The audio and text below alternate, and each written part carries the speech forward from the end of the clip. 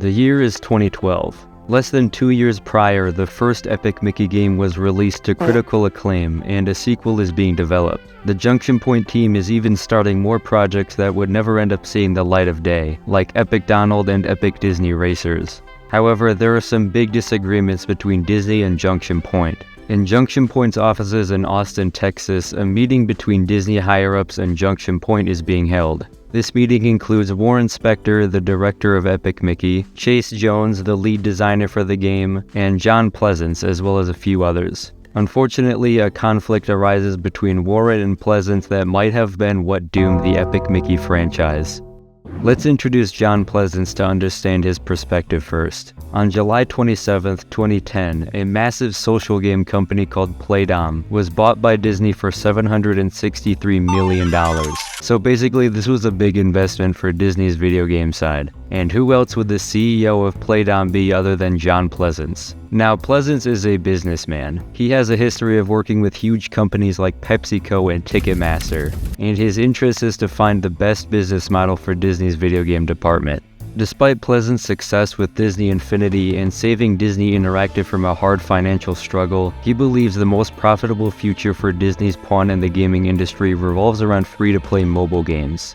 Obviously now mobile gaming, tablet gaming, all of those things drive towards free-to-play, which, the interesting thing there is you pay for what you want, right? You get a taste of it, but you may want to go $5 deep in the game, and I may want to go $500 deep in the game, and we both could have a very positive. His idea is that these kinds of games can be monetized and continue to bring in money after they are released, compared to traditional console games that mostly only create revenue once when they're released. This is Pleasance's stance. Free-to-play mobile games are the future for Disney video games if they want to meet success, which in turn means that development for traditional console games is going to have to slow down or come to an end completely in order to make room for this new model. And Pleasance wants Junction Point to adapt to this model too. But Pleasance wasn't the only catalyst behind this. In the same month that Epic Mickey released, the then CEO of Disney, Bob Iger, said that Disney was in the process of investing less time and money into console games and diverting those resources to mobile games instead. And to make things worse for the console game side, Disney would shut down one of its console game studios, Propaganda Games, only 2 months later in January of 2011. And a few months after that, another Disney video game studio called Black Rock Studios was shut down too. But Junction Point was still left standing, and this is where we resume the meeting.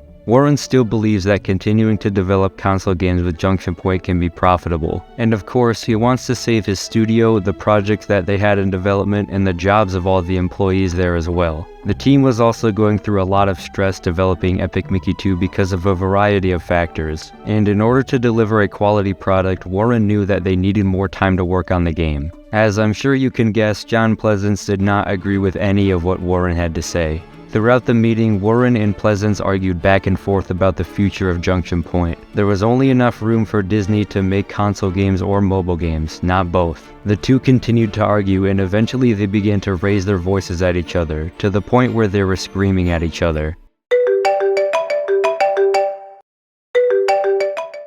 In the middle of their heated argument, Pleasance's phone rings, and he actually answers the phone. Warren was dumbfounded. The next thing I know, the controller for the pointer comes whizzing across the room, flies past my head, and hits the wall and breaks open, recounts Chase Jones in Press Reset, and Warren storms out the door. Without a word, Warren throws the nearest thing he could grab at the wall and leaves the room.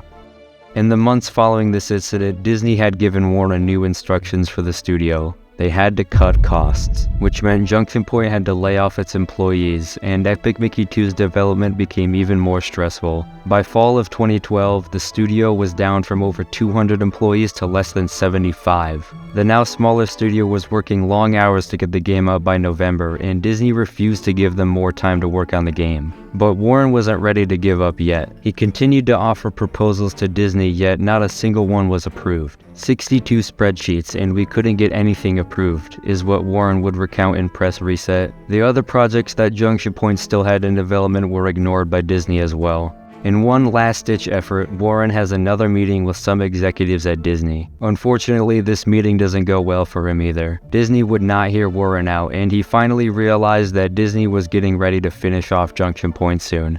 And once again, Warren and the executives began screaming at each other over the future of Junction Point. By the time the meeting was over, all Warren had learned was that his studio and the Epic Mickey franchise were doomed before they had even finished Epic Mickey 2. The game would meet its November release to mostly unfavorable reviews, evidence of the stress that the studio went through during its development. And in January of 2013, only 2 short months after the release of Epic Mickey 2, Junction Point would finally announce its closure.